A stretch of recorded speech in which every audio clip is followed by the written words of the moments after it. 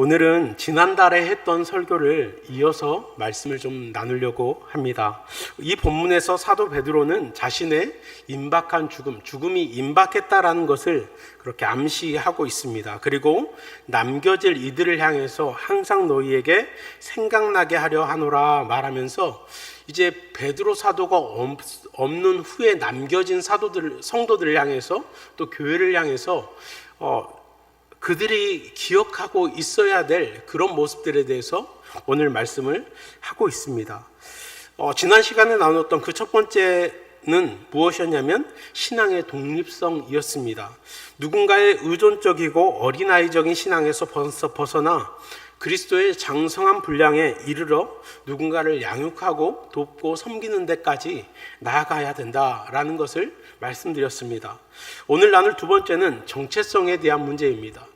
사도 베드로가 없은 후에 남겨진 성도들, 남겨진 이들이 가져야 할 것, 그것은 정체성이다라는 것입니다.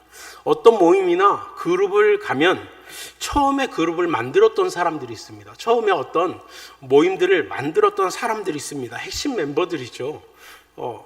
지금 교회로 생각하면 개척 멤버입니다. 그런데 그 일대가 지나고 나면 그 첫 번째 모임의 일대 이 사람들이 지나고 나면 그 중심이 흔들리기 시작합니다. 그리고 그 그룹의 목적이 무엇이었는지, 모임이 무엇을 향해서 모였는지 그런 것들이 구체적으로 향해서 가지 않습니다. 그것들이 흐트러져 버리죠. 그 방향성이 흔들립니다. 초대교회가 지금 이제 그런 상황에 빠져 있는 것입니다.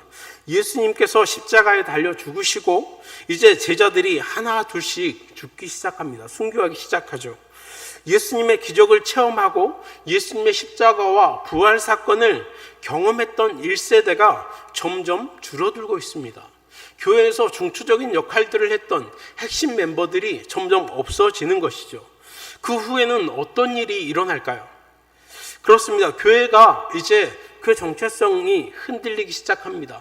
점점 이단들이 나타나기 시작하고 교회에서 예수 그리스도 외에 다른 것들, 그런 것들에 대해서 목소리를 내기 시작합니다. 중요한 가치가 달라지고 여러 가지 색깔들이 등장하죠. 오늘날도 어떤 교회는 기도를 열심히 해야 된다라고 이야기하고, 어떤 교회는 말씀을 열심히 봐야 된다, 어떤 교회는 전도를 많이 해야 된다, 어떤 교회는 선교를 많이 해야 된다, 또 어떤 교회는 구제를 해야 된다. 이런 것들을 다 각각 교회마다 표로 내걸고 그것을 향해서 나아갑니다. 초대교회 예수님 당시에 어땠을까? 예수님 당시에도 과연 그랬을까? 아마도 예수님 당시에는 지금 우리가 가지고 있는 교회 형태와 또 색깔과 정체성과는 조금 거리가 있을 수 있습니다. 그래서 우리는 이 정체성을 바로 세울 때만이 우리가 올바른 신앙생활을 할 수 있다는 것입니다. 정체성은 별거 아닌 것 같습니다. 그냥 교회 다니면 되지, 그냥 교회 와서 예배 잘 드리면 되지, 이러면 될 것 같습니다. 그런데 그렇지 않습니다. 정체성은 별것 아닌 문제가 아니고 죽고 사는 문제입니다. 영원한 천국과 지옥의 갈림길에 서는 것이 바로 이 정체성에 대한 문제입니다. 바른 진리 위에 우뚝 서 있지 않으면 천길 낭떠러지에 떨어져서 신앙생활을 하긴 하지만 전혀 하나님을 알지 못한 채로 교회 생활만 하다가 그렇게 끝이 날 수 있습니다. 마지막 날 주님 앞에 갔는데 내가 너를 알지 못한다, 이런 말을 들을 수도 있다는 것입니다. 이런 날이 있다면 우리가 어떻게 해야 될까? 우리의 정체성을 바로 세워 나가야 한다는 것입니다. 우리가 교회 생활만 할 것이 아니라 교회에서 정말 올바른 정체성으로 굳게 세워져 있어야 한다는 것입니다. 오늘 말씀을 들으며 우리의 신앙의 그런 정체성을 바로 세울 수 있기를 축복합니다. 오늘 성경에서 말씀하신 정체성의 첫 번째는 바로 예수님에 대해서 바르게 알라라는 것입니다. 16절부터 보면 베드로 사도는 자신의 경험을 이야기하고 있습니다. 마가복음 9장 2절에서 13절에 있었던 사건들을 다시 가져오죠. 마가복음 9장 2절에서 13절에는 어떤 내용이냐면 예수님께서 베드로, 야고보, 요한 세 사람을 데리고 산에 올라갑니다. 그리고 산에 올라가서 예수님께서 그 옷이 하얗게 변하며 정말 더 이상 하얗게 할 수 없을 만큼 그렇게 광채가 나며 변하면서 모세와 그리고 엘리야와 같이 이야기하는 그런 장면입니다. 그런 장면에서 이제 그 장면 자체가 중요한 것이 아니라 그 장면에서 보여주고 싶어 하시는 말씀이 있습니다. 17절인데요. 17절을 한 목소리로 함께 읽어보겠습니다. 시작.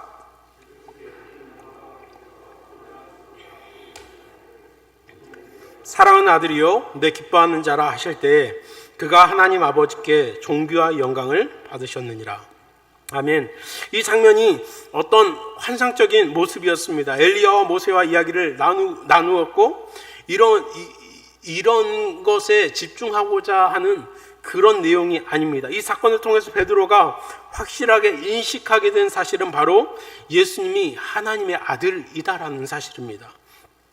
하나님의 아들이라고 해서 우리가 생각하는 육체적 아들, 거기에 머물러서는 안 됩니다. 아들이라는 표현은 하나님의 권위, 하나님의 상속자, 이런 표현을 가지고 있습니다. 우리가 성부, 성자, 성령 삼위일체의 하나님이라고 하듯이 이 베드로가 본 것은 예수님이 바로 하나님이시다라는 사실을 목도했던 것입니다. 보았던 것이죠. 요한복음 1장에 보면 태초에 말씀이 계시니라, 이 말씀이 하나님과 함께 계셨으니 이 말씀은 곧 하나님이시다, 이렇게 말씀하시죠. 14절에는 말씀이 육신이 되어 우리 가운데 거하심에 우리가 그의 영광을 보니 아버지의 독생자의 영광이요 은혜와 진리가 충만하더라. 하나님과 함께 계셨던 말씀이 육신이 되어 이 땅 가운데 오신 분, 그분이 바로 예수님이라는 것이죠. 요한복음 3장 16절에는 예수님께서 오셔서 무엇을 하셨는지 우리에게 들려주고 있습니다. 3장 16절에 보면 하나님이 세상을 이처럼 사랑하사 독생자를 주셨으니 이는 그를 믿는 자마다 멸망치 않고 영생을 얻게 하려 하심이라. 이것이 예수님께서 이 땅 가운데 오셔서 하시는 말씀이시죠. 예수님께서 이 땅 가운데 오셔서 우리 가운데 분명하게 하신 일이 그것이라는 것입니다. 하나님께서 우리 가운데 오셔서 이제 우리에게 말씀하십니다. 영접하는 자, 곧 그 이름을 믿는 자들에게는 하나님의 자녀가 되는 권세를 주셨다라고 말씀하시죠. 예수님께서 이 땅 가운데 오셔서 우리의 죄를 사하시고 그 죄를 사하신 것을 믿는 사람은 구원을 얻는다, 하나님의 백성이 된다, 그것을 우리에게 말씀해 주고 있습니다. 신앙생활의 중심에는 예수 그리스도를 바로 알고 믿는 것, 받아들이는 것, 그것이 중요합니다. 예수님을 한 사람의 선지자 정도로 생각해서는 안 됩니다. 한 사람의 선생님, 좋은 말씀을 하시는 분, 교훈을 하시는 분, 이 정도로 알아도 안 됩니다. 4대 성인 중에 한 명, 이렇게 알아도 안 됩니다. 하나님 앞에서 범죄함으로 영영 죽을 죄인을 구원하기 위해서 죄 없으신 예수님께서 십자가에 달려 죽으심으로 우리의 죄값을 담당하시는 분, 그분이 바로 예수님이다라는 사실입니다. 죽은 후에 사흘 만에 부활하심으로 그분이 바로 하나님이심을 증명하신 분, 그분이 바로 예수님이다라는 사실입니다. 이단들은 이 예수님을 인정하려 하지 않아요. 이 예수님께 집중하지 않습니다. 예수님에 대한 바른 인식을 하려 하지 않습니다. 예수님만으로는 부족하다라고 이야기합니다. 초대교회도 예수님만으로는 부족하기 때문에 뭐가 필요하다라고 했냐면 율법이 필요하다, 행함이 필요하다, 그런 것들을 할례가 필요하다, 이렇게 하고 교회를 공격합니다. 예수님은 한 사람의 선지자다, 이렇게 이야기를 하기도 하고, 예수님의 육신이 하나님의 영이 임해서 그 영이 나에게 임했으니 이제는 내가 구원자다, 그렇게 이야기하는 사람들도 등장하고 있습니다. 여러분이 저와 여러분의 죄를 해결해 주시는 예수님이 저와 여러분의 죄를 해결해 주신 유일한 분이신 줄 믿습니다. 예수님이 나의 주님이시고 우리의 주님이시고 우리의 구원자 되신 줄 믿습니다. 여러분과 우리의 죄를 해결하기 위해 보내신 하나님의 유일한 방법, 유일한 분, 그분이 바로 예수님이다라는 사실입니다. 그 예수님만을 굳게 붙드는 은혜가 있기를 축복합니다. 예수님을 붙들어야만 삽니다. 예수님을 붙드는 것만, 예수님을 바로 아는 것만, 그것이 우리의 정체성을 바로 세우는 길인 줄 믿습니다. 정체성을 지키는 두 번째 방법은 성경 앞에 서는 것입니다. 우리 19절을 한번 보겠습니다. 19절 함께 읽습니다. 시작.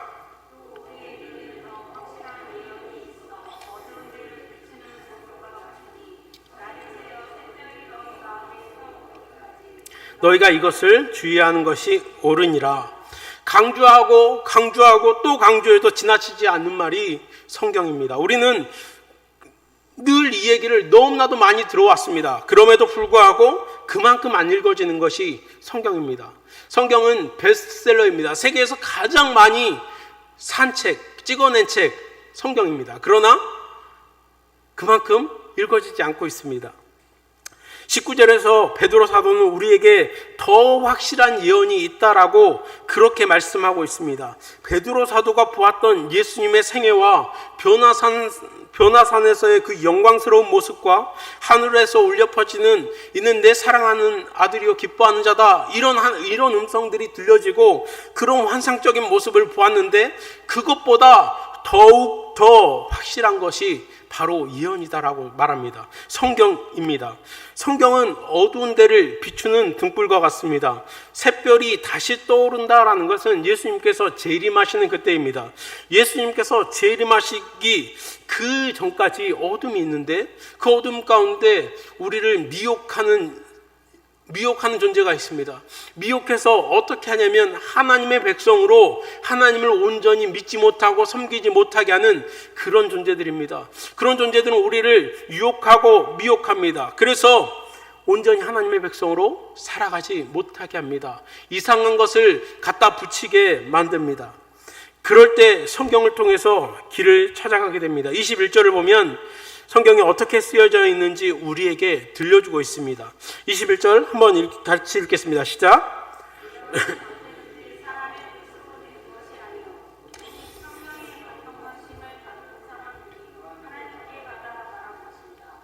성경에 기록 주체가 있습니다. 성경을 누가 썼냐라고 우리에게 들려주고 있습니다. 성경을 누가 썼어요? 사람이 썼어요. 사람이 썼는데 그냥 사람이 쓴 게 아니라 성령의 감동하심을 받은 사람들이 이렇게 기록하고 있어요. 성령의 감동하심을 받은 사람들이 기록했다라고 보여주고 있습니다. 요한복음 10장 26절에는 이렇게 말씀합니다. 내가 아버지에게로부터 너희에게 보혜사 곧 아버지께로부터 나오는 진리의 성령이 오실 때에 그가 나를 증언할 것이요, 이렇게 말씀하고 있습니다.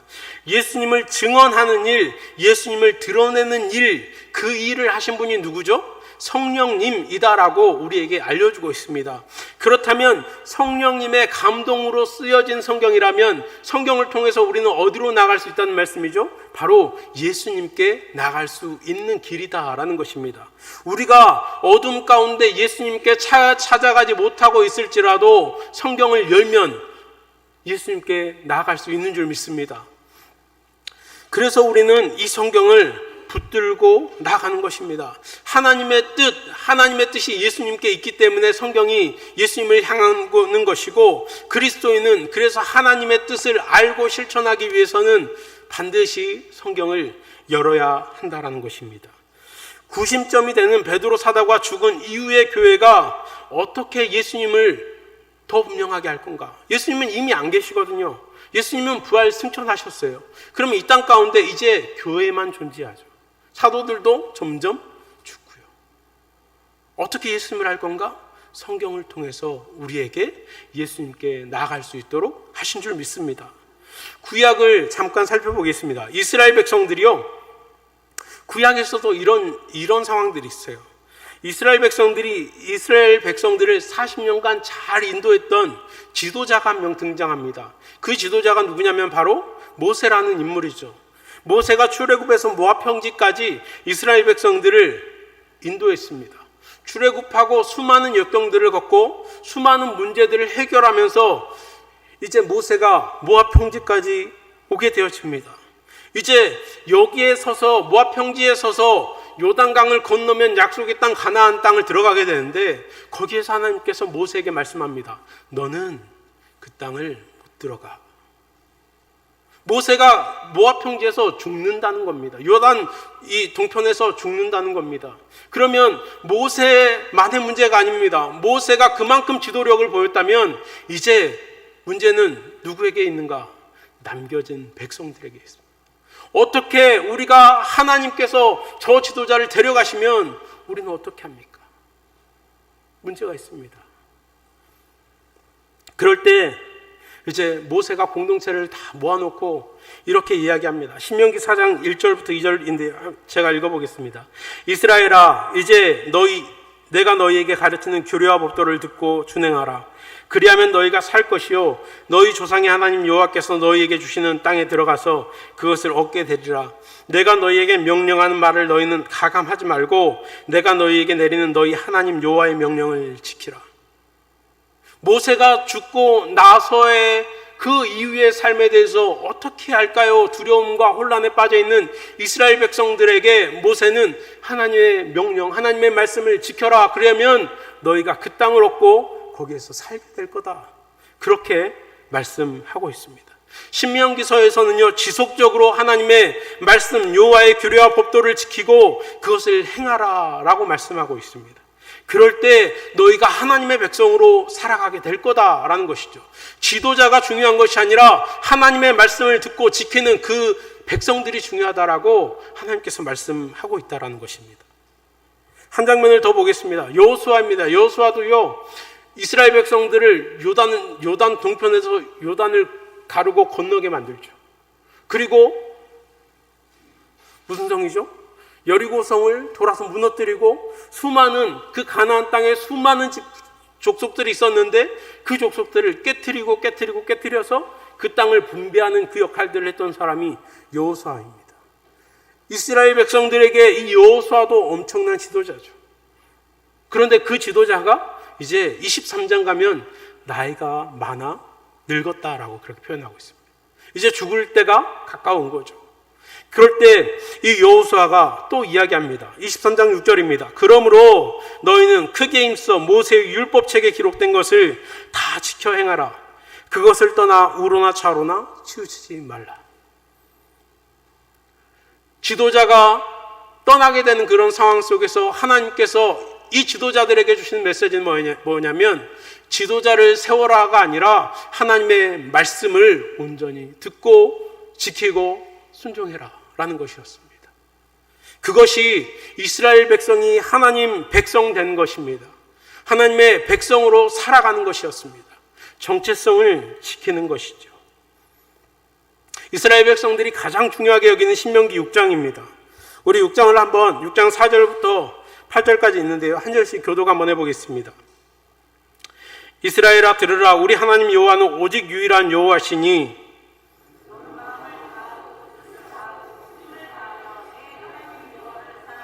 오늘 내게 명하는 이 말씀을 너는 마음에 새기고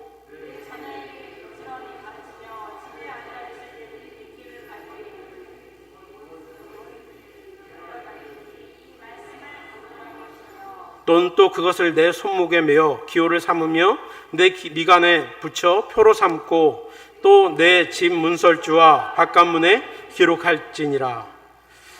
말로만 아무리 하나님의 백성이라고 해도 그 삶이 무엇인지 모른다면, 하나님께서 어떻게 살라라는 것, 어떻게 하나님의 뜻이 우리에게 임하는지 모른다면 그 사람은 하나님의 백성이 아닌 겁니다. 이스라엘 백성들이 이스라엘 백성 될 수 있는 것은 끊임없이 하나님의 말씀을 가르치고 그 말씀을 마음에 새겨서 그 말씀을 고민하면서 살아가는 백성이기 때문입니다. 그런데 이스라엘 백성들은요, 이 하나님의 백성 되는 것을 포기해버립니다. 하나님의 말씀을 소홀히 여겨버립니다. 레위기에 보면, 제일 뒷부분에 보면 레위 청년 하나가 이리저리 밥을 먹기 위해서, 얻어먹기 위해서, 그러니까 일자리를 구하러 돌아다닌 것을 볼 수 있습니다. 이스라엘 백성들이 레위인들의 삶을 책임지지 않았던 것입니다. 레위인들이 무엇을 했던 사람들이냐면 하나님의 말씀을 가르치고 이스라엘 백성들이 하나님을 잘 섬길 수 있도록 교육하는 사람들이었는데 그 사람들을 내팽개쳐버린 겁니다. 그러자 이스라엘 백성들은 결국은 무너지게 되죠. 여호수아 다음에 사사기가 그래서 온 겁니다. 하나님의 말씀을 그들의 마음판에 새기지 않고 그들의 받아들이지 않았기 때문입니다. 마태복음 5장 13절에는 정체성을 잃어버리는 이에 대한 분명한 말씀을 우리에게 들려주고 있습니다. 5장 13절을 한 목소리로 함께 읽어보겠습니다. 시작. 안 띄워지나요? 너희는 세상의 소금이니 소금이 만일 그 맛을 잃으면 무엇으로 짜게 하리요? 후에는 아무 쓸데없어 다만 밖에 버려져 사람에게 밟힐 뿐이니라. 이것을 우리는 잘 알고 있습니다. 너무나도 많이 들었던 말씀입니다. 그러나 우리의 삶 속에 정말 하나님의 말씀으로 가득 채워져서 그 맛을 유지하고 있는지, 다시 한번 우리의 정체성을 정말 하나님의 말씀으로 세워놓고 있는지 우리가 다시 한번 점검하실 수 있기를 축복합니다. 마지막으로 우리의 정체성을 세우기 위해서는 우리가 되어야 합니다. 다른 말로는 교회 공동체가 되어야 합니다.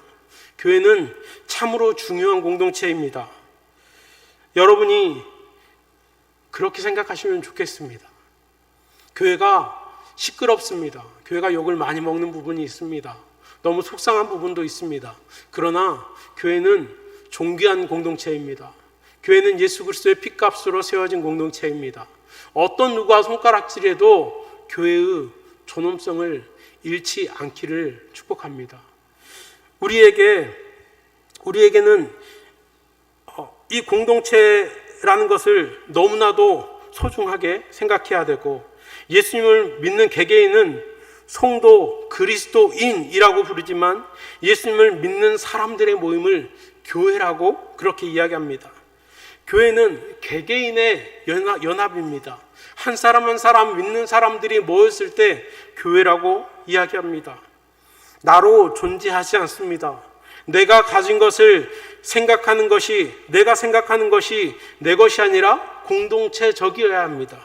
내 생각이 공동체의 색깔 들어가서 내 것만 주장해서 안 됩니다. 내 것이 교회 공동체가 되려면 내 생각과 교회 공동체의 생각이 동일해야 합니다. 그리고 이 교회 공동체는 또한 어떤 색깔과 동일해야 되냐면 성경적 색깔과 동일해야 합니다. 그래서 우리는 끊임없이 교회 공동체를 바라보면서 내 것을 막 주장하기보다 교회 공동체를 내 것으로 채워오는 그런 시간들을 많이 가져야 합니다. 교회 공동체도 마찬가지입니다. 교회 공동체도 성경적인 것을 교회 공동체로 채워오기 위해서 노력해야 합니다. 그것이 우리 직분자들이 해야 될 일입니다. 교회를 오래 다니고 신앙생활을 하고 오랫동안 교회에서 어떤 정책들을 만들어가는 분들은 과연 이 정책들이 성경적인가? 과연 이것들이 온 성도들을 하나님의 백성으로 더 삼아가기 위한 일인가? 그런 것들을 고민해야 합니다. 그리고 그런 것들에 힘을 모아야 합니다. 오늘 말씀을 보면 20절에는 이렇게 말씀합니다. 성경의 모든 예언은 사사로이 풀 것이 아니니, 이렇게 말씀하고 있습니다. 이 말씀은 지난번에도 나누었습니다. 사사로이는 개인적이라는 의미를 가지고 있습니다. 개인이 자기 마음대로 성경을 해석하면 내 상황에, 또 내가 살아온 환경에 그렇게 집착하게 되어지고 그것으로 성경을 해석하게 되어집니다.